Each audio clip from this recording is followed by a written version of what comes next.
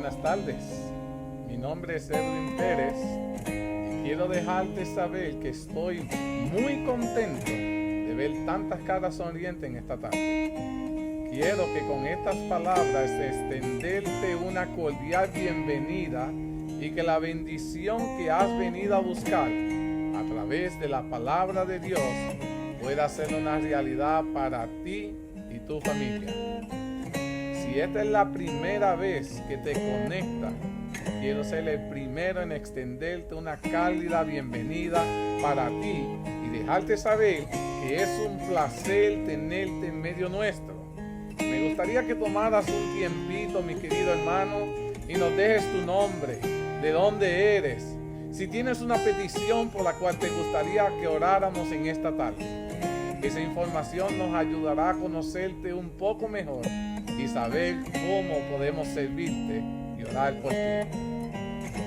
Dicho estas palabras, quiero que en este preciso momento preparemos nuestros corazones para el próximo segmento. Que el Señor me los bendiga grandemente a cada uno de ustedes. Oremos. Querido Padre, agradecido estamos en esta tarde por cada una de tus bendiciones. Estamos agradecidos porque la cirugía de Sebi ha sido un éxito. Y ahora te pedimos para que el proceso de recuperamiento pueda ser pronto, pueda ser efectivo sin ninguna complicación.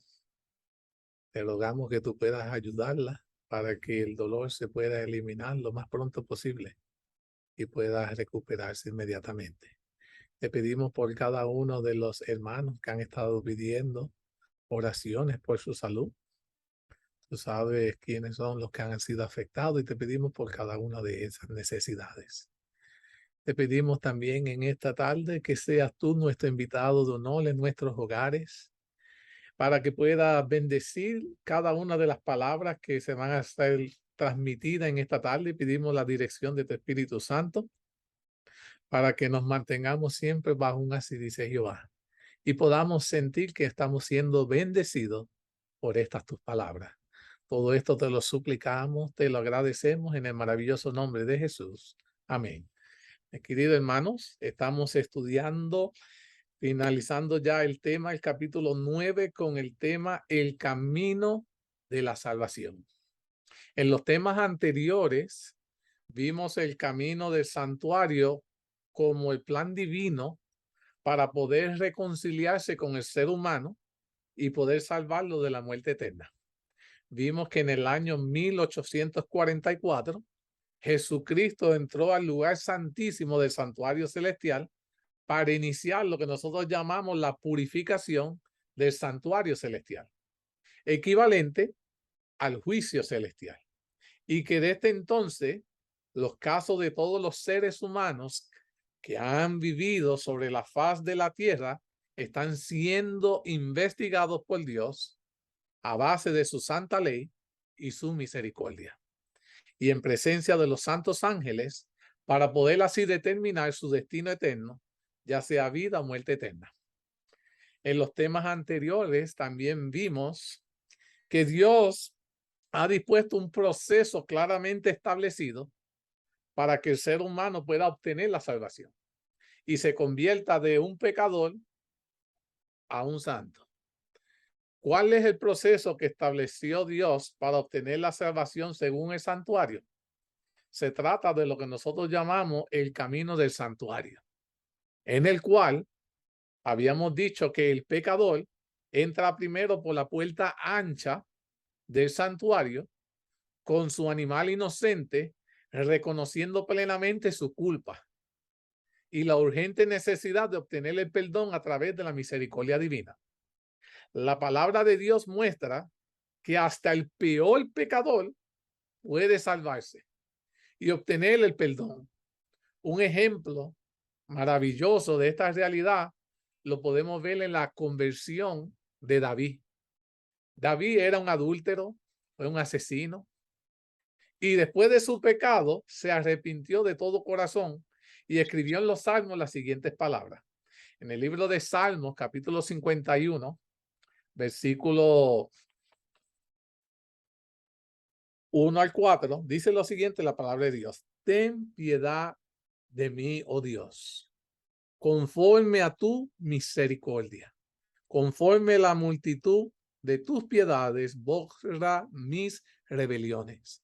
Lávame más y más de mi maldad y límpiame de mi pecado, porque yo reconozco mis rebeliones y mi pecado está delante de mí. Contra ti solo he pecado y he hecho lo malo delante de tus ojos, para que seas reconocido justo en tu palabra y tenido por puro en tu juicio.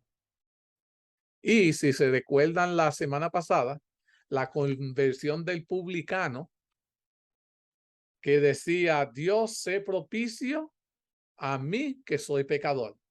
Ahora David, en su experiencia, dijo palabras parecidas. Ten piedad de mí, oh Dios, conforme a tu misericordia.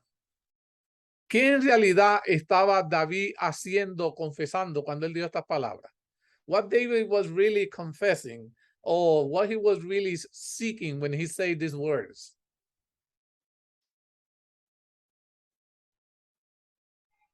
He was seeking forgiveness. He was seeking that he was in God's uh, grace. Yeah.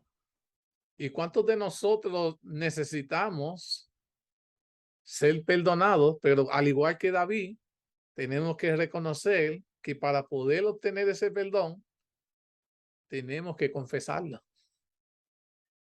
Y David lo confesó delante de quién? De Dios. Ahora, David había reconocido sus transgresiones. Estaba ahora confesándolas directamente ante Dios, como lo registró en ese Salmos. El detalle que hay que destacar es el hecho que el arrepentimiento de David no solo pide el perdón de sus pecados, hecho que ocurría constantemente en el servicio diario del santuario terrenal, en el atrio, en el patio del lugar santo, sino además David pide que sus rebeliones sean borradas.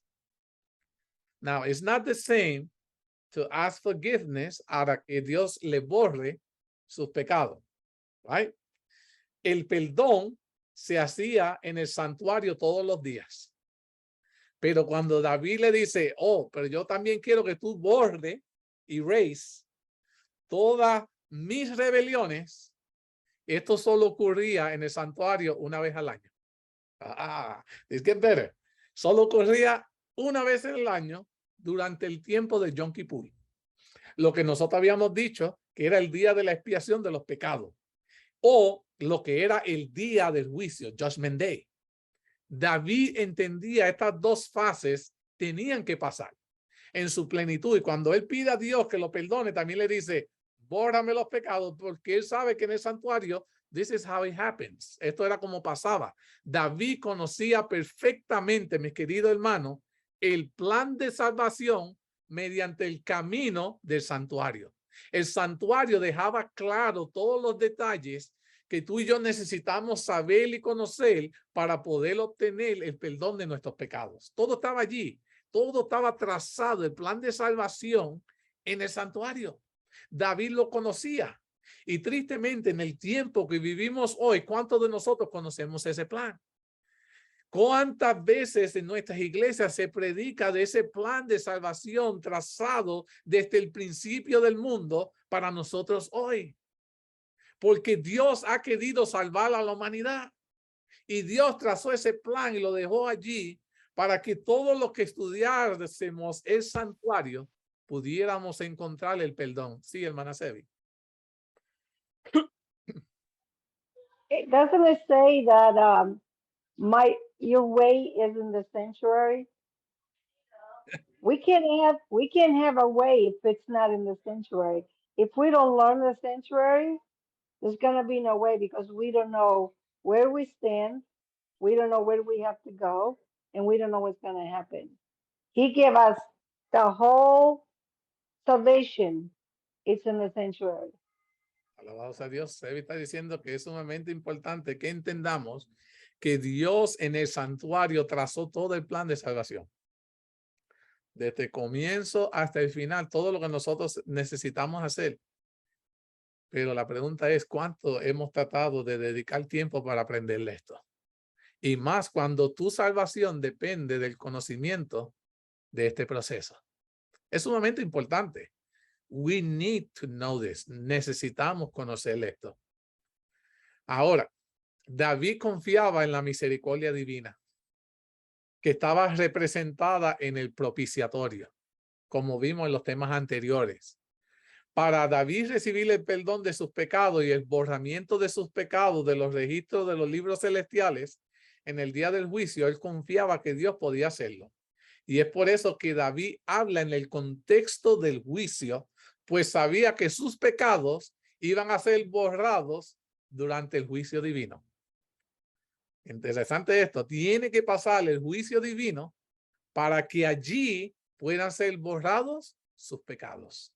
Ahora, David dice, lávame más y más de mi maldad. Eso está en Salmo 51:2. ¿Qué entiende David sobre el proceso de la santificación?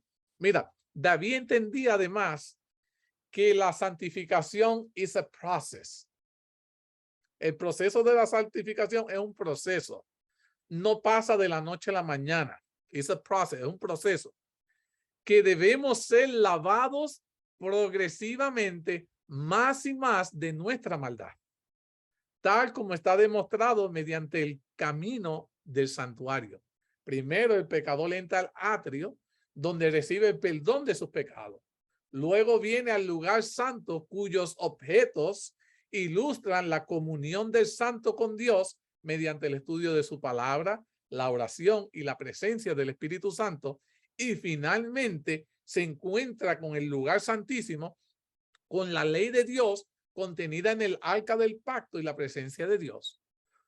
Uno no puede entrar al lugar santísimo, mis queridos hermanos. You cannot go to the most holy place sin haber pasado primero por el lugar santo. If you don't pass first to the holy place, you cannot go to the most holy. Tiene que haber primero pasado el lugar santo.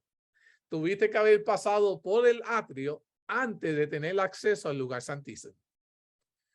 En Proverbios 4:18 dice, mas la senda de los justos es como la luz de la aurora, que va en aumento hasta que el día es perfecto. Aquí, el hijo de David, el sabio Salomón, explica el proceso de la santificación, que es como una senda que hay que recorrer con el transcurso del tiempo. Aunque el perdón de nuestros pecados recibimos inmediatamente cuando pedimos el sincero perdón, la santificación es un proceso que tarda el tiempo en el que recorremos el camino de la justicia. Este camino es en realidad una representación de Jesucristo, que Jesucristo mismo dice en Juan 14:6, yo soy el camino, la verdad y la vida, y nadie viene al Padre sino por ¿quién? Por mí. Algo interesante que me llamó la atención y quiero que lo escuchen because I want to ask about this. Quiero preguntar. Dice que el que avanza sobre el camino que es Jesucristo está salvo. Todas las personas que caminan por el camino que es Jesucristo will be saved, sin importar el trecho que ya recorrió. ¿Por qué se dice eso? Why do you think the people say that? If God is the way, si Dios es el camino, mientras tú estés transitando por ese camino que es Jesucristo, serás salvo, sin importar cuánto hayas recorrido ese camino. It doesn't matter if you're at the beginning, in the middle, at the end, you will still be saved. Why people say that? If that path is Jesus. Because the Lord is merciful. He meets you where you are. Whatever, if you're halfway, he comes halfway and he brings you the whole way if you want to walk with him. If he encounters you in the beginning, then he takes you from the beginning to the end. But he always is so merciful that he meets us halfway, whatever we are, you know, 3/4, whatever we're going to stand. He meets us there and then he takes us to the end.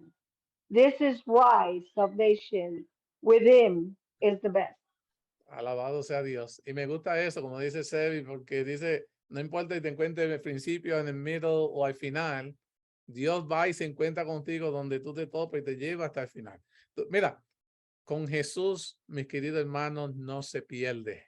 With Jesus, we will always win. Con Jesús siempre se gana. No importa en el trayectoria, si el camino en el que te encuentras es el camino de Jesús, no importa que recién diste el primer paso o estás al final, tu salvación estará garantizada.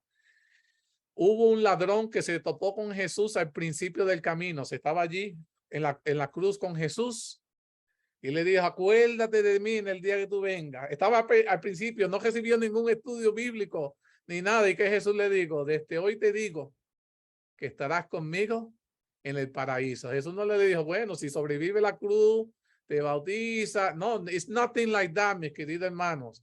¿Por qué? Porque él aceptó y se puso en el camino correcto, en el momento apropiado. Y eso es lo que tenemos que entender, que tú y yo tenemos que mantenernos en el camino hacia la salvación, en el camino trazado por Jesús, no el hombre.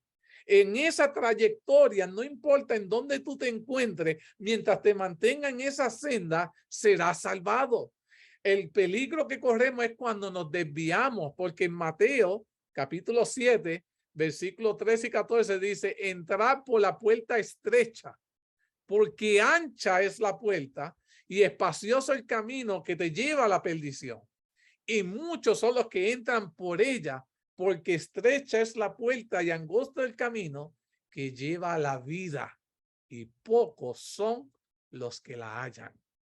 Es nuestro trabajo, mis queridos hermanos, encontrar la senda que te lleva a Cristo Jesús.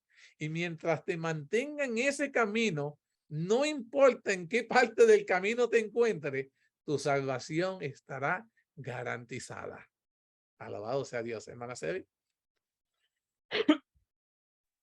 And sometimes, Edwin, we think that we have to be in the way and we have to be clean.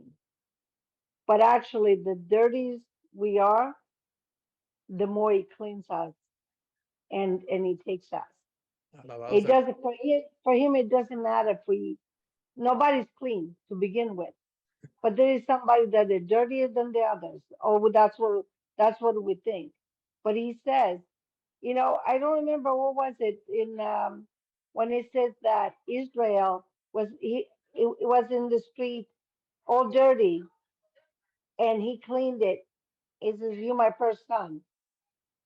So the dirtier that he encounters us, he cleans us up and he just brings us where we need to be.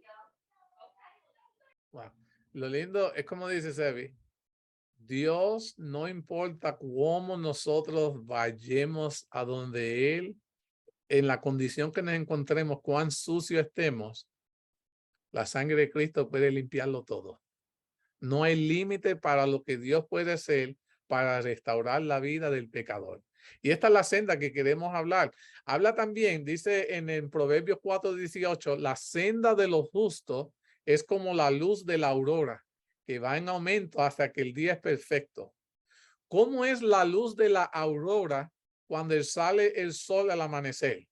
Ustedes han visto cuando el sol is getting out in the morning, en la mañana, los primeros rayos del sol, ¿verdad? Todo está oscuro.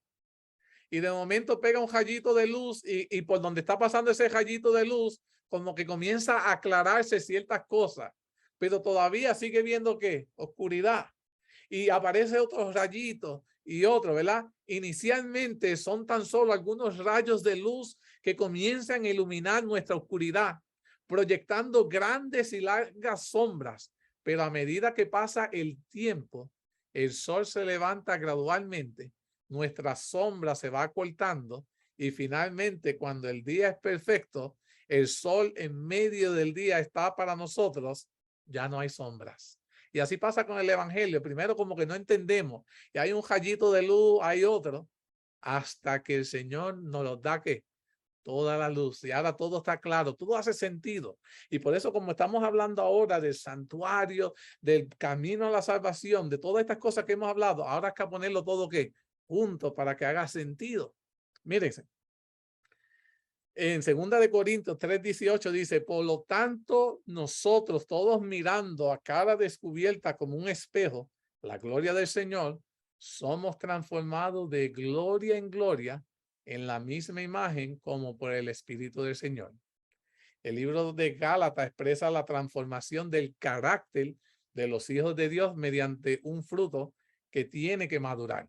Todo cristiano tenemos que madurar en la vida espiritual. Y en Gálatas 5, 22 y 23 dice, más el fruto del Espíritu es el amor, el gozo, la paz, la paciencia, la benignidad, la bondad, la fe, la mansedumbre, la templanza.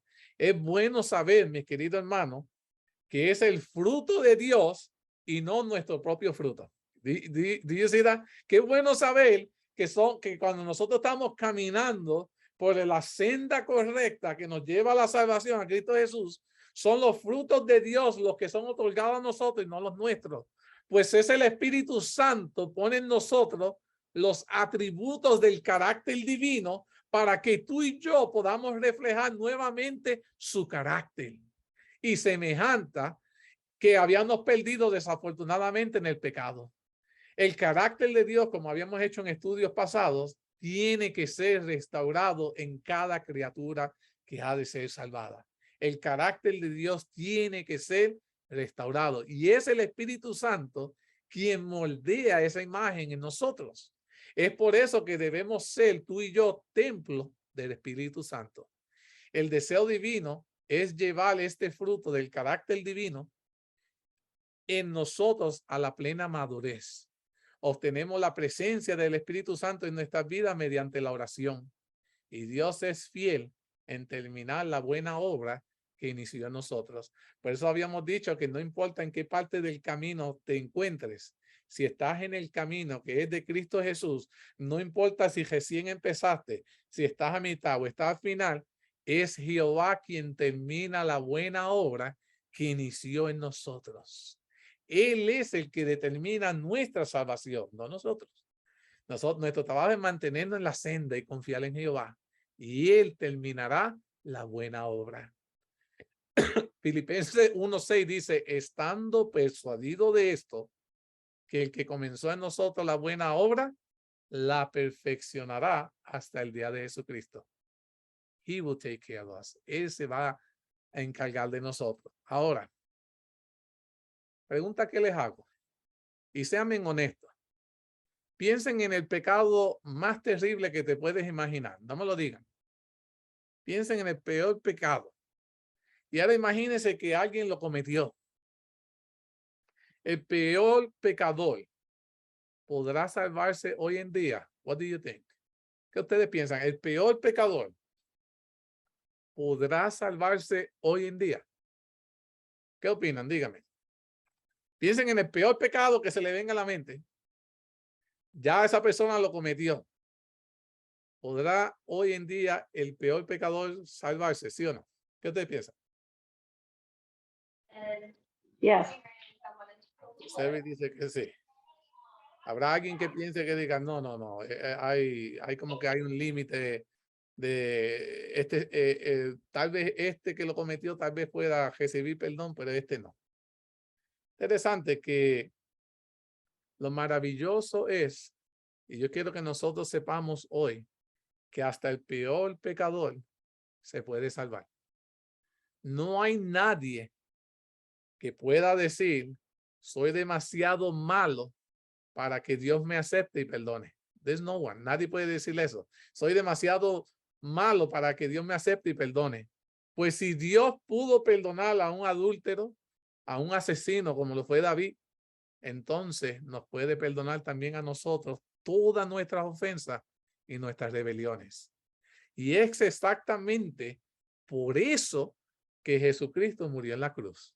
En 1 de Timoteo, capítulo 1, versículo 15, La palabra de Dios dice, palabra fiel y digna de ser recibida por todos, que Cristo Jesús vino al mundo para salvar a los pecadores, de los cuales yo soy el primero. So, Jesús no vino a salvar los que estaban ya salvados, vino a salvar los que se había que perdido, al peor de lo peor. A eso vino Jesús. Juan 3:16, porque de tal manera amó Dios al mundo, que nos ha dado su Hijo unigénito para que todo aquel que crea en él no se pierda, mas tenga vida eterna. Lucas 5:31-32, respondiendo, Jesús les dijo, los que están sanos no tienen necesidad de médico, sino los enfermos. No he venido a llamar justos, sino a pecadores al arrepentimiento. Querido hermano, no importa el que me esté escuchando, en qué situación te encuentres, en qué lío está, en qué aprieto está, Jesús puede liberarte. Jesús puede salvarte. Jesús quiere perdonarte. Las Sagradas Escrituras dice en Romanos 5:20, cuando el pecado abundó, sobreabundó la gracia, mi querido hermano. ¿Qué significa para ti, mi querido hermano, cuando la Biblia dice que sobreabundó la gracia? What did that mean for you? Cuando la Biblia dice que sobreabundó la gracia, dice cuando el pecado abundó, sobreabundó la gracia. What did that mean? Grace was a lot more than the sin. Alabado sea Dios. Se dice que la gracia era mucho mayor que lo que había de pecado. ¿Podrá esta manera de pensar de nosotros, de creer, de que sobreabundó la gracia hoy ayudarnos de alguna manera? That can help you knowing that there's more grace than sin. ¿Te puede ayudar eso? Somehow, ustedes piensan que de alguna manera eso te puede ayudar el que sepa de que hay más gracia que pecado. Or that doesn't help you. O eso no te ayuda. How can that help you? ¿Cómo eso te puede ayudar? Interesante.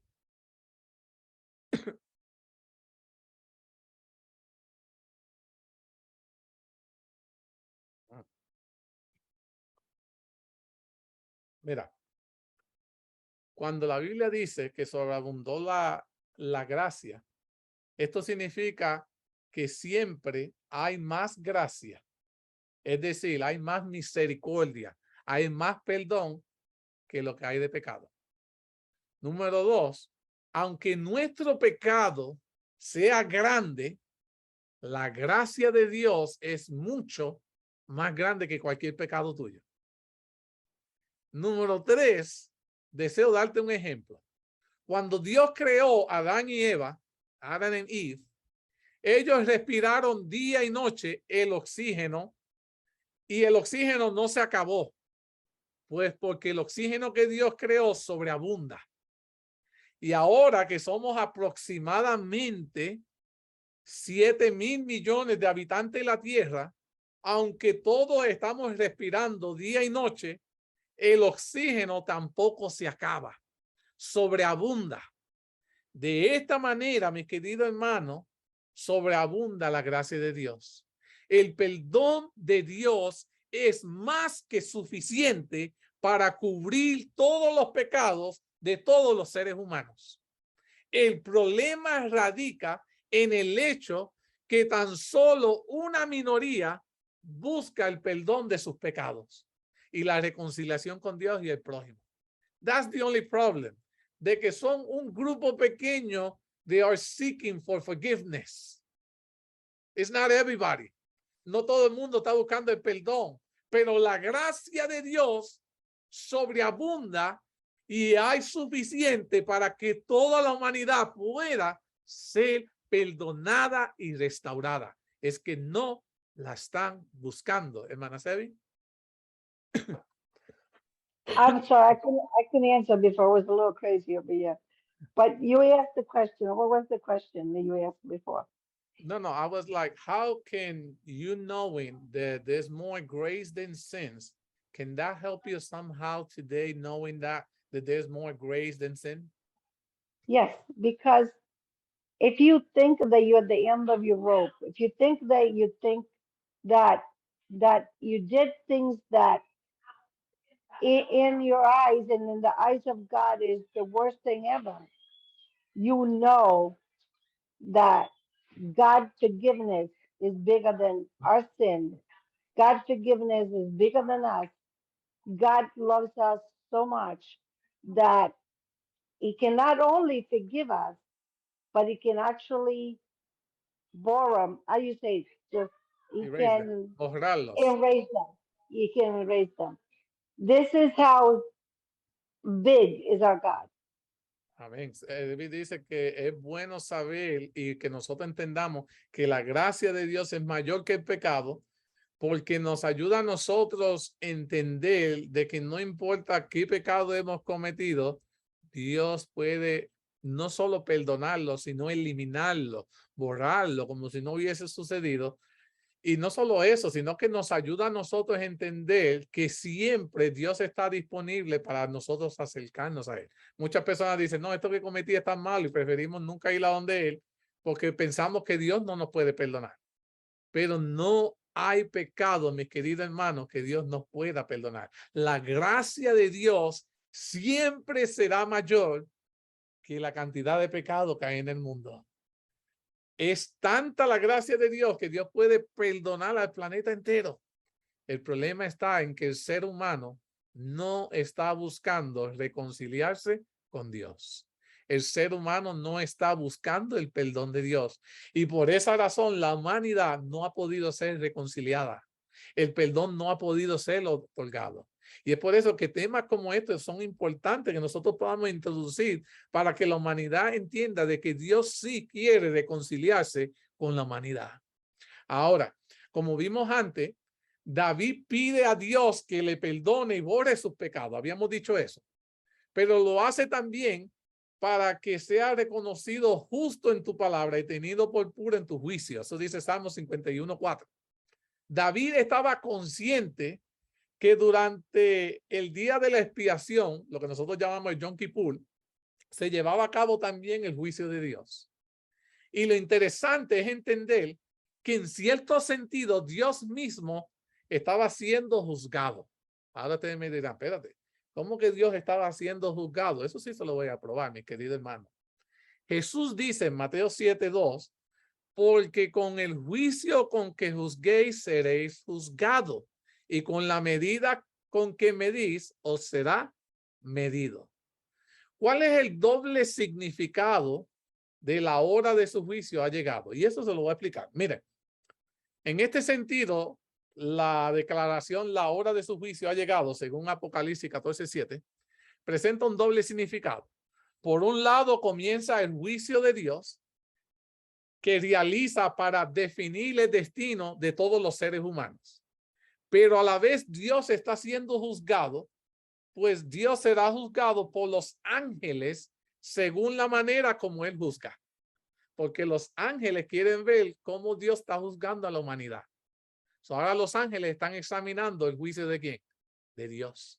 Interesante ese aspecto. Por eso Dios está haciendo un juicio, pero Dios está siendo juzgado por los propios ángeles. Y la palabra de Dios y la sierva de Dios dice que al final del juicio los ángeles dirán, Señor, tu juicio ha sido justo. ¿Por qué dicen esas palabras? Porque ellos pesaron también por balanza y determinaron que el juicio de Dios ha sido ¿qué? Justo, mis queridos hermanos. Alabado sea Dios, por si no lo sabían. Y miren esto, qué interesante. Recordemos que hay millones de ángeles presentes en el juicio celestial que observan de antemano cómo juzga Dios a base de los registros que están en los libros, porque todo está escrito en esos libros. Dios juzga a propósito con toda transparencia. El juicio de Dios está siendo observado por todos los ángeles. No hay nada que ha sido oculto en ese juicio. Dios es transparente, sin ocultar nada. Con todos los libros, dice la Biblia, los libros fueron ¿qué? Abiertos. Están abiertos. y en presencia de todos los santos ángeles como fieles observadores para demostrarles su carácter. Dios le está mostrando a los ángeles su carácter. De esta manera, todos los ángeles serán testigos de la perfecta justicia y la perfecta misericordia del Creador. Es por eso que Dios es reconocido justo en su palabra y tenido por puro en su juicio. Tras el juicio, los santos ángeles proclaman con toda convicción la maravillosa justicia de Dios. En Apocalipsis, capítulo 16, versículos 5 y 7, estas son las palabras de los ángeles. Y dice, y oí al ángel de las aguas que decía, justo eres tú, oh Jehová, el que eres y el que eras, es santo porque has juzgado estas cosas. Y el versículo 7 dice, también oí a otro ángel que desde el altar decía, ciertamente, Señor Dios Todopoderoso, tus juicios son verdaderos y justos. Alabado sea Dios. El profeta Isaías expresó el resultado del juicio respecto al manifiesto carácter de Dios de la siguiente manera. En Isaías 5:16 dice, pero el Señor de los ejércitos será exaltado en juicio y el Dios Santo será santificado con justicia. El juicio celestial que se está llevando a cabo en este momento desde 1844 es para los ángeles santos se convenzan al 100% de la justicia de Dios. Y para que entiendan ellos y acepten por qué tal persona puede ser salva y la otra no. En otro tema más adelante vamos a estudiar cómo Dios dedica otro tiempo de juicio a los seres humanos para que nosotros reconozcamos plenamente la justicia divina. Que eso va a ser después del milenio. Y Dios va a contestar todas estas preguntas, pero el juicio de ahora es que se está llevando es para contestar las preguntas a los ángeles. ¿Por qué ellos merecen venir al cielo? ¿Por qué se pueden salvar y otras no? Ahora, acuérdense que Dios no necesita el juicio. Dios sabe quién lo merece y quién no. Dios lo está haciendo para aclarar las dudas que quedó en las mentes de esos ángeles en el cielo. Ahora, el juicio celestial se basa sobre qué ley para juzgar. ¿Qué ley es la que utiliza Dios para llevar su juicio celestial? ¿Acaso usa las leyes ceremoniales? ¿Nuestras leyes gubernamentales? ¿Qué ley utiliza Dios para juzgar en el cielo, en el juicio celestial? What law used Jesus Christ in Judgment Day to judge? Did he use la de ceremonia, las leyes ceremoniales, las leyes morales? Which one? What law God used? ¿Qué ley usa Dios? Okay. ¿Y me escribieron? Muy bien. Moral law. Muy bien, la ley moral, los 10 mandamientos. ¿Por qué es importante que usted reconozca y entienda que es la ley de los 10 mandamientos la que Dios va a utilizar en el juicio celestial? Why do you think that's important for you to know that that's the law that he's going to use to base your salvation? ¿Por qué tú piensas que eso es importante que lo sepa?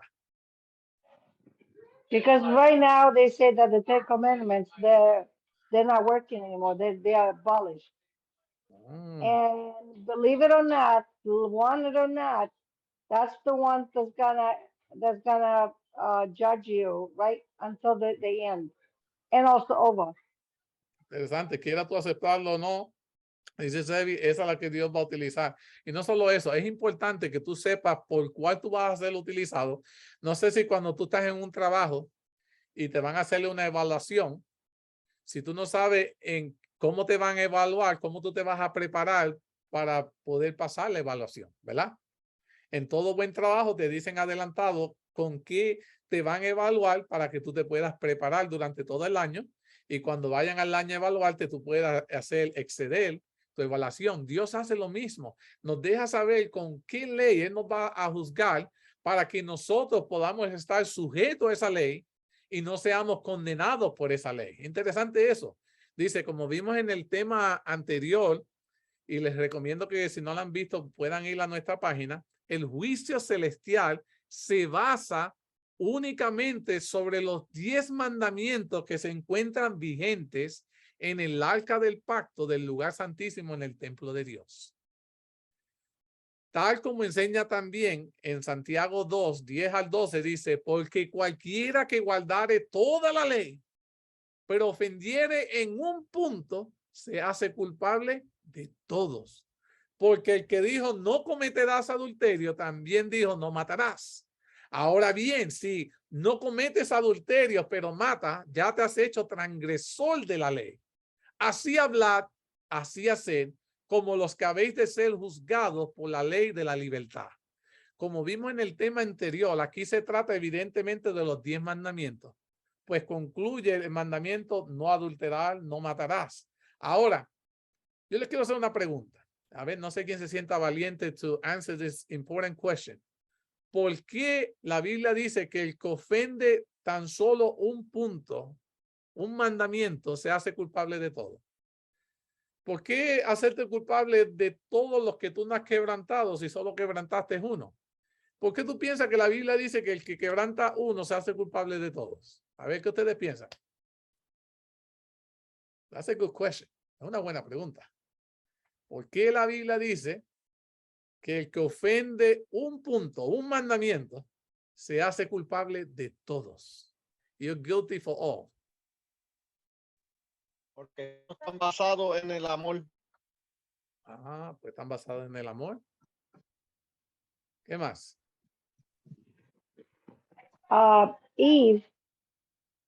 Eve looked like only broke one when she bite it, when she ate the fruit. But in that bite, she broke all of them because she lied. She did all the things that the Ten Commandments says. She broke all of them, and that's the same with us. Me gusta eso. Sebi dice que Eva, cuando ella pecó, ella quebrantó un pecado, pero literalmente quebrantó todo con esa mordida. Y muchas veces nosotros tenemos que entender, y voy por la misma línea de pensamiento que me estaban diciendo, porque basta con quebrantar una sola ley para que tú puedas ser llamado un pecador. Como dice Juan, primera de Juan 3:4. Lo mismo ocurre con las leyes de nuestros países. I want you to think about this. The law of our country, las leyes de nuestros países. Hay cientos de leyes. Muchachos, hay leyes que yo ni conozco. Pero basta con cometer tan solo un crimen, como por ejemplo, asaltar un banco, cometer una estafa, un asesinato, para estar fuera de la ley y ser considerado un criminal, ¿verdad? Tú puedes hacer todo bien y solo quebranta una de las leyes y ante el gobierno de nuestro país eres considerado un criminal. Y de nada le sirve a usted, al criminal, justificarse ante el tribunal y decir, pero yo tan solo quebranté una ley, las demás las he guardado. Guardar las demás leyes y quebrantar tan solo una ley no nos justifica. Igual somos criminales. Lo mismo ocurre con la ley divina de los 10 mandamientos. Como acabamos de leer en el versículo, si quebrantamos una, las quebrantamos todas. ¿Por qué los 10 mandamientos se le llaman entonces la ley de la libertad si están llenas de prohibiciones? Es una pregunta que me hicieron y quería añadirla porque va con el tema. ¿Por qué los 10 mandamientos se llaman la ley de la libertad si están llenas de prohibiciones diciendo no hagas esto, no hagas esto otro? ¿Qué ustedes piensan? Why the 10 commandments are called the law of freedom if they're full of you're not allowed to do this, you're not allowed to do that? Because if you obey them, you'll be free. Ah, me gusta eso que dice, porque si las obedeces, serás hecho libre. Mis queridos hermanos, los 10 mandamientos, como dice Sebi, nos liberan. Nos liberan de tener otros dioses, de tener otras imágenes, de tomar el nombre de Dios en vanos, de falsos días de reposo, nos libra de todo eso, de deshonrar a nuestros padres, nos libra de mentir, de robar, de adulterar, nos libra de dar falso testimonio, etcétera, de codiciar. La ley de Dios nos libera de todo.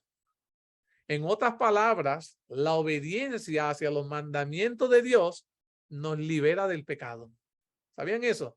Si le eres fiel a Dios, God will set you free from sin. Te liberará del pecado siéndole fiel a Dios. Y finalmente nos libera de la muerte, siendo esta la consecuencia del pecado. Porque la Biblia dice, la paga del pecado es ¿qué? Es muerte. Ahora, ¿qué nombres se encuentran en el libro de la vida? What names you can find in the book of life?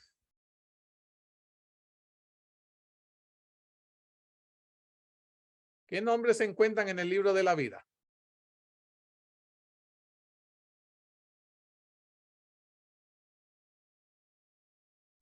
I don't understand the question, Edwin. What names are written in the book of life? The people that are going The to book of life is the people that accept Jesus.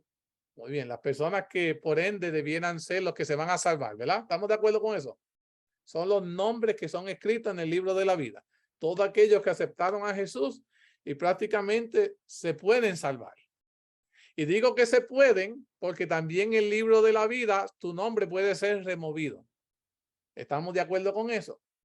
¿Qué cosas se pueden hacer para que tu nombre sea removido del libro de la vida?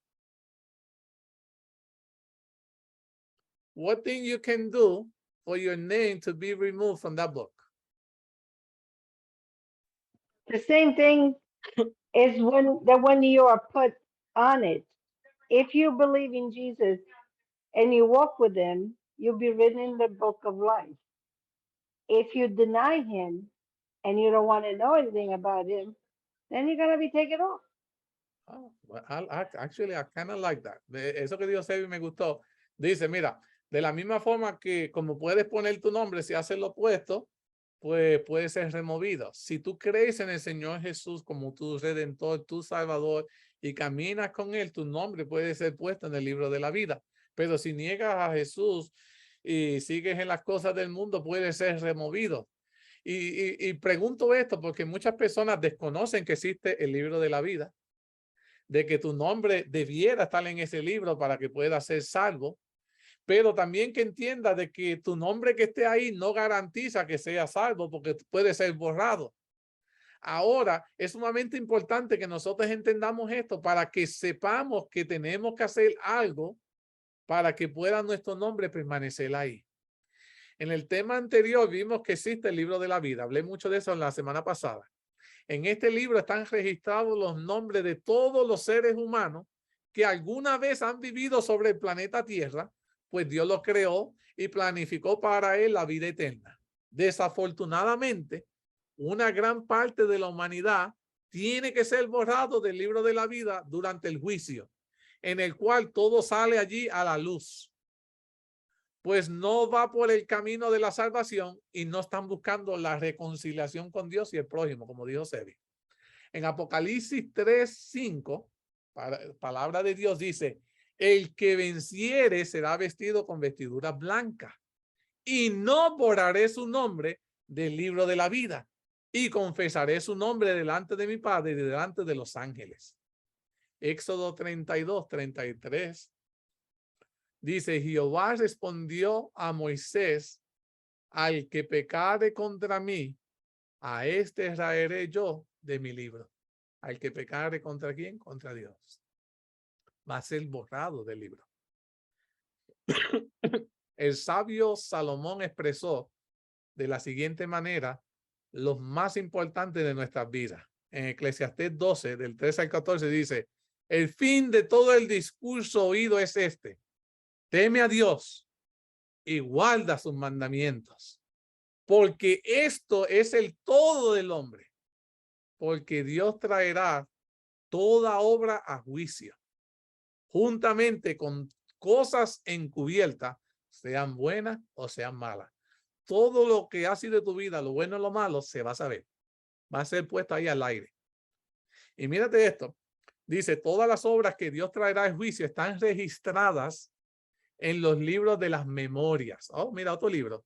The Memory Books, el libro de las memorias, de los cuales podemos leer en Apocalipsis 20:12 y dice, vi a los muertos, grandes y pequeños, de pie ante Dios, y los libros fueron abiertos, y otro libro fue abierto, el cual es el libro de la vida, y fueron juzgados los muertos por las cosas que estaban escritas en los libros según sus obras. El siguiente versículo nos describe la escena del juicio. En Apocalipsis 3:5 dice, el que venciere será vestido de vestidura blanca, y no borraré su nombre del libro de la vida, y confesaré su nombre delante de mi Padre y delante de sus ángeles. ¿Qué debemos hacer para no ser borrados del libro de la vida? Y aquí se pone un poquito más fuerte la cosa, mis queridos hermanos. Para que no seamos borrados del libro de la vida, la Biblia dice que debemos vencer con la ayuda de Dios las tentaciones y el pecado de este mundo. Tenemos que vencer. We need to win. De esta manera, seremos vestidos simbólicamente de vestiduras blancas que representan la pureza, la gracia, el perdón obtenida, la justicia y la santidad divina. Pero te dice que tenemos que vencer con la ayuda de Dios. Entonces Jesucristo confesará nuestro nombre delante del Padre y de los santos ángeles. La Biblia dice que tenemos que vencer para ser salvos. Ahora la pregunta que yo hago es la siguiente. ¿A quién tenemos que vencer? ¿Y cómo vencerla? ¿Verdad? Pues la Biblia dice, tenemos que salir victoriosos. Si quieres salvarte, tienes que salir victorioso. ¿Vencer a quién? ¿Y cómo vencerlo? Porque la Biblia quiere dejar claro de que hay un enemigo que hay que vencer. Y lo bueno es que en el camino hacia la salvación que Dios ha trazado, nos ha dejado los instrumentos para que tú y yo podamos obtener la victoria. No nos dejó al desamparo. En el versículo dice que tenemos que vencer para ser salvos, pero para poder vencer requerimos de dos ingredientes.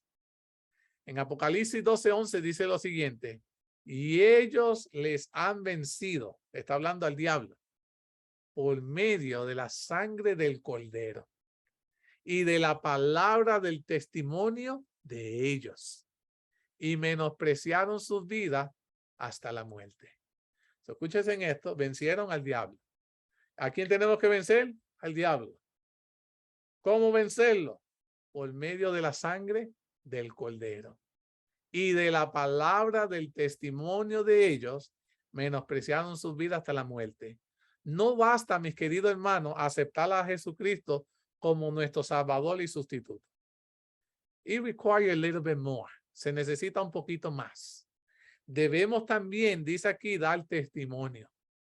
Es decir, contar lo que Dios ha hecho por nosotros a otras personas. The people need to know your story. ¿Sabían eso? La gente tiene que saber tu historia. ¿Qué ha hecho Dios contigo? Para que ellos también conozcan el camino de la salvación. Si no damos testimonio, entonces no tenemos amor por el prójimo, pues no nos importa su salvación. Podemos dar testimonio hablando, podemos dar testimonio estudiando, predicando, repartiendo material acerca de Jesús, cantando acerca de Jesús. Hay mil y una formas de cómo darle testimonio.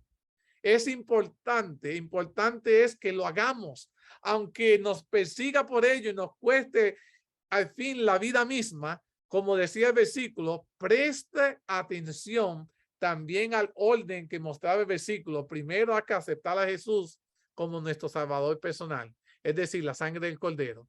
Entonces, como el fruto y el resultado natural espontáneo, comenzaremos a dar testimonio. Hermana Sevi, ¿tenía un comentario?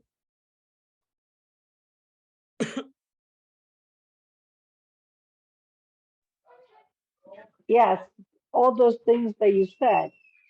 And a lot of times it's also the way we conduct our life, the way we, the way we, day by day, the way we act, the way we do things. Sometimes we don't even have to talk because people will know by the way, by our actions. Actions speak louder than words. Como dice Sebi, muchas veces nuestras acciones hablarán más fuertes que nuestras propias palabras, mi querido hermano. Él dice, como nosotros nos comportamos, es una forma de dar testimonio de Dios.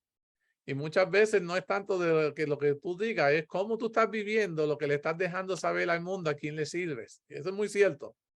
Ahora, en la Biblia dice que está el juicio. Y en el juicio hay dos personajes que tenemos que identificar. Primero en la Biblia, quién es el acusador y quién es el abogado. En cada juicio hay un acusador y bíblicamente cuando la Biblia habla de un acusador es el diablo. En Apocalipsis 12:10 dice, entonces oí una gran voz en el cielo que decía, ahora ha venido la salvación, el poder, el reino de nuestro Dios y la autoridad de su Cristo, porque ha sido lanzado fuera el acusador de nuestros hermanos, el que lo acusaba delante de nuestro Dios día y noche. Aquí está hablando del diablo. Y en cada juicio también hay un abogado, que bíblicamente el abogado es Jesucristo. Primera de Juan 2:1 dice, hijitos míos, estas cosas os escribo para que no pequéis. Y si alguno hubiese pecado, abogados tenemos con el Padre, a Jesucristo, el justo. La Biblia identifica quién es el que en el juicio se pasa acusando y quién en el juicio se pasa tratando de salvarte a ti y a mí. Ahora, la Biblia, la palabra de Dios nos asegura en Primera de Juan 1:9, si confesamos nuestros pecados, Él es fiel y justo para perdonar nuestros pecados y limpiarnos de toda maldad. No dice de alguna, dice de toda. Pero tenemos que aprender a confesar nuestros pecados. Ahora, he aquí un ejemplo. Le voy a dar un ejemplo. Si en el gran juicio celestial es llamado mi nombre y todas mis buenas obras, las malas, mis pecados ocultos salen allí a la luz. Gracias a los libros de la memoria, todo va a estar allí. No hay nada oculto. Entonces Dios tendrá que decidir si mi nombre puede mantenerse escrito en el libro de la vida o si tiene que ser borrado allí. El diablo acusará diciendo, mira, el hermano Edwin no debe ir al cielo, ni recibir la vida eterna, pues cometió muchos pecados. Él se merece ir conmigo al infierno, a la muerte eterna. Entonces Dios va a revisar los libros en presencia de los santos ángeles y dirá, tienes razón al decir que el hermano Edwin cometió todas esas transgresiones. Están aquí escritas. Es cierto, él las cometió. Pero el hermano Edwin reconoció sus pecados. Se arrepintió de corazón de todos ellos y los confesó todos pidiendo el sincero perdón de los mismos y los abandonó. Es por eso que al lado de sus transgresiones le puse la palabra perdonado. Por lo tanto, el hermano Edwin puede seguir escrito en el libro de la vida. Siguiente caso. Y así va en el siguiente caso. Dramático sería el caso cuando el diablo nos acuse y Dios tenga que contestar, tienes razón. Desafortunadamente el hermano Edwin no reconoció sus pecados, no se arrepintió, no los confesó ni pidió perdón, se aferró a cada uno de esos pecados. Lamentablemente tiene que ser borrado del libro de la vida e irse contigo a la perdición. Siguiente caso. It could go either way, puede ir de cualquier lado de juicio, pero va a determinar la decisión que tú tomas hoy de cómo vas a vivir y caminar en la senda, el camino hacia la salvación. Adán, mis queridos hermanos, durante el juicio se destine el destino eterno de cada ser humano, desde el primero que fue Adán hasta el último que vivía antes del retorno de Jesús. Todos los seres humanos hemos pecado, tanto el mayor, el menor en medida, como le enseña la Biblia. Por lo tanto, estamos todos condenados a la muerte eterna. Pero no todos morirán la muerte eterna, pues muchos hemos elegido recorrer el camino del santuario, el camino de la salvación. Y aquellos que hemos decidido caminar el camino de la salvación, hemos obtenido el perdón de nuestros pecados. Y esas personas podrán recibir la vida eterna. ¿Qué se decide en el juicio final? En el juicio final se decide si podremos vivir por siempre o tendremos que morir para siempre. De acuerdo a las decisiones que hayamos tomado durante nuestras vidas, al final del juicio se declara la sentencia eterna. Y esa sentencia es irrevocable. En Apocalipsis 22:11 dice, el que es injusto, sea injusto todavía. Y el que es inmundo, sea inmundo todavía. Y el que es justo, practique la justicia todavía. Y el que es santo, santifíquese todavía. El destino de cada ser humano habrá sido decidido. Ahora, te quiero hacer una pregunta. Why salvation is conditional? ¿Por qué la salvación es condicional? Why salvation is conditional? ¿Por qué la salvación es condicional? So the same way that, you know, we can have our names in the book of life, but if we do things wrong, we're going to leave the Lord. Why would he save us? We decided that we don't want him. So salvation is conditioned for the same reason. If we want to be saved, then we walk with him. There's stuff to do. There is stuff to do through the walk that we have to do with the Lord. And if we don't want salvation, then we don't want. Interesante, ¿no? Exacto. Si no queremos salvación, no podemos tenerla. Mira, a lo largo de todos los temas que hemos estado estudiando en este seminario, es importante que usted entienda que la salvación es condicional. Dios puso toda la provisión para salvarnos. Dios quiere salvar. Él hizo todo para que tú y yo podamos ser salvos. El diablo lucha con firmeza para que todos nosotros nos perdamos. Pero somos nosotros los que decidimos voluntariamente qué camino seguir y a quién obedecer. El diablo no nos puede obligar a pecar, como tampoco Dios nos obliga a mantenernos fieles. Simplemente nos invita amorosamente. La Biblia dice en Apocalipsis 22:7, y el espíritu y la esposa dicen, ven. Y el que oye, diga, ven. Y el que tiene sed, venga. Y el que quiera, tome del agua de la vida gratuitamente. Dios no fuerza a nadie la salvación. Dios quiere que todos nos salvemos, pero la decisión de quién se salva o quién se pierde estará siendo siempre puesta en nuestras manos. Nosotros decidimos si nos salvamos o nos perdemos. ¿Debiéramos o no temer al juicio final? ¿Qué ustedes piensan? Should we fear, be concerned? ¿Debiéramos estar alarmados porque el juicio final ya está sucediendo? ¿Qué ustedes piensan? ¿Debiéramos estar preocupados por eso? ¿O debiéramos, that's not worth to even think about it? ¿Qué ustedes piensan? Should we be worried or not?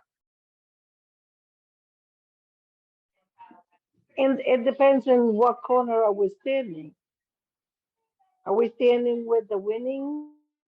Or are we standing with the losing?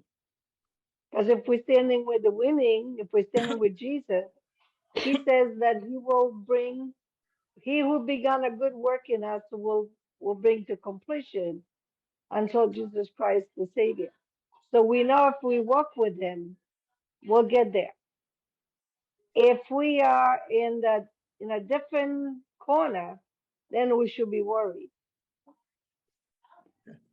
Interesante.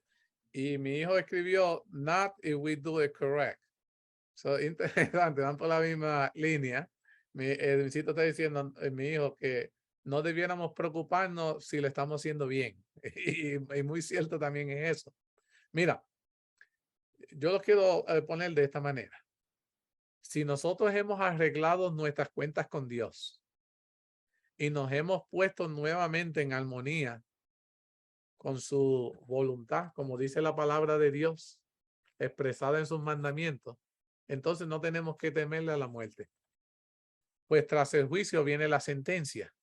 que en ese caso será positiva. Y pues dirá, como dice en 1 Corintios 15:22, dice, resurrección en un cuerpo glorificado, incorruptible, inmortal y vida eterna para el Hijo de Dios. Expresa este maravilloso versículo de Apocalipsis 2:10, no temas en nada lo que vas a padecer. He aquí el diablo echará a algunos de vosotros en la cárcel para que seamos probados. Pero la Biblia dice, sé fiel hasta la muerte y yo te daré la corona de la vida. Cuando Jesús, mi querido hermano, estuvo en el mundo, dio un ejemplo claro de que la resurrección no es solo una bonita teoría o un magnífico sueño, sino que es una realidad literal que sucederá en el retorno de Jesús. Y eso lo vamos a estudiar más adelante. Pero Lázaro, que era un amigo de Jesús, había muerto. Right? He died. Jesús fue recién al cuarto día de su muerte a visitar la familia doliente. Y por ejemplo, la Biblia dice que fue a propósito que he delayed. Esperó varios días para que el milagro que estaba a punto de realizar fuera indiscutible y absolutamente evidente sin lugar a duda. Pues la palabra de Dios dice que el cuerpo de Lázaro ya olía. Estaba putrefacto, se estaba pudriendo. Si Cristo hubiese venido antes y lo hubiese resucitado el mismo día de su muerte, quizás iban a haber dudas de que si Lázaro realmente había muerto o quizás solo estaba inconsciente. Por lo tanto, no debemos preocuparnos de morir, pues el Señor nos resucitará si somos fieles y obedientes. Pero sí debemos preocuparnos seriamente si no estamos viviendo de acuerdo a la voluntad divina y en abierta rebelión y en pecado, pues corremos el riesgo de ser borrados del libro de la vida. A ese momento es when you really need to be concerned. Si nos reconciliamos con Dios y el prójimo y vivimos una vida de acuerdo a la voluntad de nuestro Creador, entonces el diablo no encontrará nada en contra de nosotros para acusarnos. Tito 2, capítulo 6, Tito capítulo 2, versículo de 6 al 8 dice lo siguiente: exhorta a sí mismo a los jóvenes a que seamos prudentes, presentándote tú en todo como ejemplo de buenas obras, en la enseñanza mostrando integridad, seriedad, palabra sana, irreprochable, de modo que el adversario se avergüence y no tenga nada malo que decir de vosotros. Qué lindo que venga alguien y están acusando a todo el mundo y de momento llegan y miran a la hermana Sebi. No, I don't have nothing bad to say about her. O que digan, que llamen a nuestro hijo. No, I don't have nothing bad to say about him. Porque estamos viviendo vidas irreprochables, complaciendo la voluntad de nuestro Dios. El diablo no solo no tendrá nada malo que decir de nosotros, sino que la Biblia dice que hasta huirá de nosotros. Santiago 4:7 dice, someteos pues a Dios, resistid al diablo y él huirá de vosotros. Dios aplastará en breve a Satanás bajo nuestros pies, como dice la Sagrada Escritura. Romanos 16, versículos 19 y 20 dice, porque vuestra obediencia ha venido a ser notoria a todos. ¿Escucharon eso? Porque nuestra obediencia ha venido a ser notoria a todos. Everybody knows that you are obedient to God. Todo el mundo se está dando cuenta. Y dice, así que me gozo de vosotros, pero quien seáis sabios para el bien e ingenuo para el mal, y el Dios de paz aplastará en breve a Satanás bajo vuestros pies. La gracia de nuestro Señor Jesucristo sea con vosotros. Esto, mis queridos hermanos, ocurre cuando vencemos las tentaciones del diablo y sus secuaces. Pero mientras sigamos cayendo en sus trampas y pecamos, somos nosotros los que somos aplastados simbólicamente bajo los pies del diablo.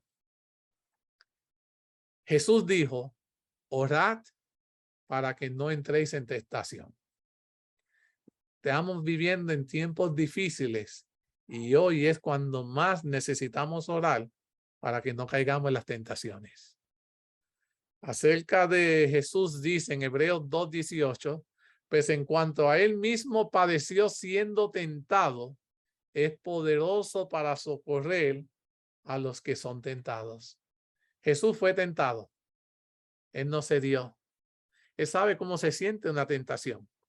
Pero si le clamamos, dice que él corre para socorrer a aquellos que están siendo tentados. Porque él sabe cuán débil somos. Y si le estamos clamando es porque sabe que estamos por caer. Y él viene a nuestro socorro para que nadie caiga en la tentación. Pero necesita que tú y yo clamemos a él para que él pueda interceder por ti, por mí, mis queridos hermanos. Interesante eso. Él sabe cómo es y está dispuesto a salvarnos. Ahora, quiero culminar con esto. Veo que el tiempo se me fue volando. Acerca de la lucha espiritual y nuestra victoria con la ayuda de Dios, dice lo siguiente. Dios sabe que hay una lucha espiritual, lo bueno con lo malo. Pero Dios quiere que tú y yo estemos listos para esta batalla. Y en Efesios capítulo 6, versículo 11 al 16, dice lo siguiente. Vestido de toda la armadura de Dios. Dios nos ha dejado todo su garment, toda su armadura, para que podáis estar firme contra las acechanzas del diablo. Todo lo que tú necesitas para poder protegerte de los ataques de Satanás, Dios nos los ha dado. Dice, porque no tenemos lucha contra sangre y carne. He's aware. La lucha que tenemos es una desventaja.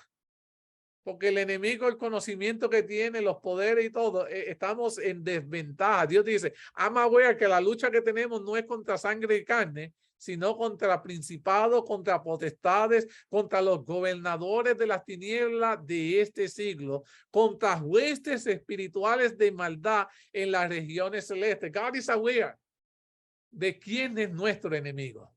Pero dice, por lo tanto, y esto es importante, que tú reconoces que es un enemigo poderoso, pero Dios dice, por lo tanto, con mayor razón debes tomar toda la armadura de Dios. Dios no te dice, just take the helmet, right? Just take the sword for this battle. No, no, no, no. Dios te dice, hold on. Yo sé que la lucha esta va a ser fuerte, pero yo te dejé toda la armadura. Y necesito que tú, como hijo mío, te vistas de ellas completamente. You have to be covered, protected. Y dice, por lo tanto, tomad toda la armadura de Dios, because it's the only way, dice, para que podáis resistir en el día malo. Y habiendo acabado todo, estar firmes. Estar pues firmes, ceñidos vuestros lomos con la verdad y vestido con la coraza de justicia y calzado los pies con los aprestos del evangelio de la paz. Sobre todo, tomar el escudo de la fe con que podáis apagar todos los dardos del fuego del maligno. Y ahí yo no sé, cuando ustedes leen esto, cómo ustedes se sienten, pero ahí Dios mismo le está diciendo, para que podáis resistir el día malo. Y habiendo acabado, podáis estar firmes. No te está diciendo que la armadura te va a dar la victoria. Te está diciendo que solo con esta armadura vamos a poder resistir. Porque la victoria será dada por Cristo Jesús, quien luchará por ti y por mí. La armadura, y aquí es donde está el mejor de todo el mundo, es para ayudarnos a resistir, mantenernos firmes, para que no huyamos de la fe y nos mantengamos firmes, porque la victoria quien la dará es Cristo Jesús. Y déjame decirte que ya la victoria está garantizada. He pasado mucho tiempo tratando de entender todo esto, mis queridos hermanos. Y yo alabo y glorifico a Dios porque nos ha permitido profundizar en estos temas y entender que Dios ha trazado un camino en el cual si caminamos y nos mantenemos en él, tú y yo podemos ser salvos. No importa cuán grandes han sido tus pecados, sobreabundó más la gracia de Dios. Y Dios quiere que tú puedas entender eso en esta tarde, que es su gracia la que nos redime hoy. Ojalá, mis queridos hermanos, que hoy queramos entender de una vez y por todas que nada debemos temer al juicio si Jesucristo está de nuestro lado. La decisión es tuya, mis queridos hermanos. Es imposible que nadie se salve habiendo Dios provisto todo esto para que podamos ser salvos. Es imposible. Como le dije al principio, las personas se pierden porque decidieron así hacerlo, no porque Dios no haya hecho todo para que nosotros pudiéramos ser salvos. Y es por eso que quise insistir en este tema y crearlo, y quiero compartirlo para que otras personas puedan conocer lo que ustedes están conociendo hoy. Que la gracia de Dios siempre será mayor que cualquier pecado. Y Dios está dispuesto a salvarnos a todos si así se lo permitimos. Pero es nuestro trabajo buscarlo a Él y mantenernos en el camino de la salvación. Querido hermano, con esto quiero culminar este tema. Antes de culminar con una oración, no sé, ¿alguien tenga algún comentario que quiera decir en cuanto a lo que hemos hablado? ¿O tenga alguna pregunta que quiera que sobreabundemos más? ¿No? Ok. Entonces vamos a tener una palabra de oración. Oremos. Querido Padre, gracias.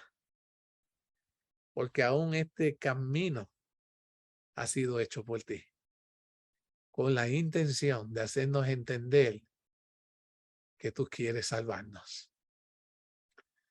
El enemigo ha querido destruirnos, quiere acecharnos, quiere que perdamos la fe, la confianza en ti.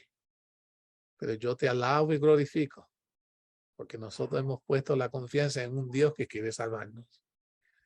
Y aunque no sepamos qué tenemos que hacer, tú, Señor, has provisto el conocimiento, el material, has provisto a Jesús para que podamos ser salvos. Ayúdanos cada día a buscar en tu palabra ese camino al cual tenemos que mantenernos caminando para que podamos ser salvos. Bendícenos en esta semana que ha de comenzar, que podamos ser en todo momento dirigidos por ti. Todo esto te lo suplicamos, te lo agradecemos, en el maravilloso nombre de Jesús. Amén. Que el Señor me los bendiga. Les espero ver la próxima semana, que vamos a comenzar el capítulo 10 del libro de Daniel. Que el Señor me los bendiga. Good night.